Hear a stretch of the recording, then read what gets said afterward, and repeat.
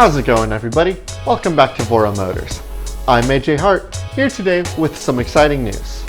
Our Emove Touring just got a major update, and what that really means is I've got some new features to talk to you all about. So today's video, I'm going to go ahead and look at our Touring, look at our old model, and compare it to our new model. I'm also going to talk about the changes that were made and why some of these are very exciting. Let's go ahead and jump into it. Now, the first change that's easily going to be noticed is along the handlebars. On the old Touring there wasn't much there, but on the new Touring, on your left side you're going to notice this new little switch and button. These are for the new light and horn on the Touring. It's the same kind that we have on the Cruiser, and it's going to keep your rides a little bit safer.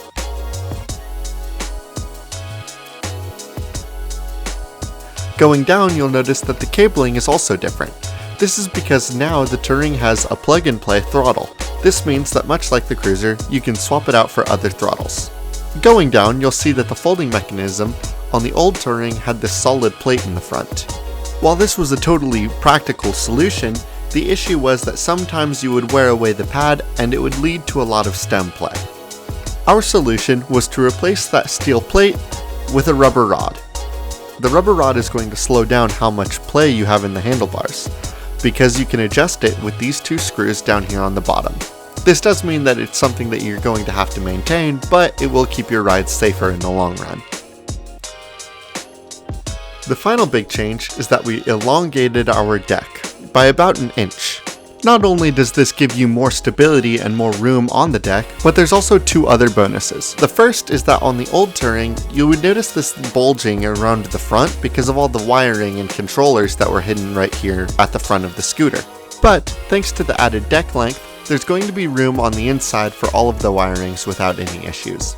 The other major change that we've made is that there are now 4 screws on the back end that you can use to install a seat to the Touring, a product we'll be offering soon.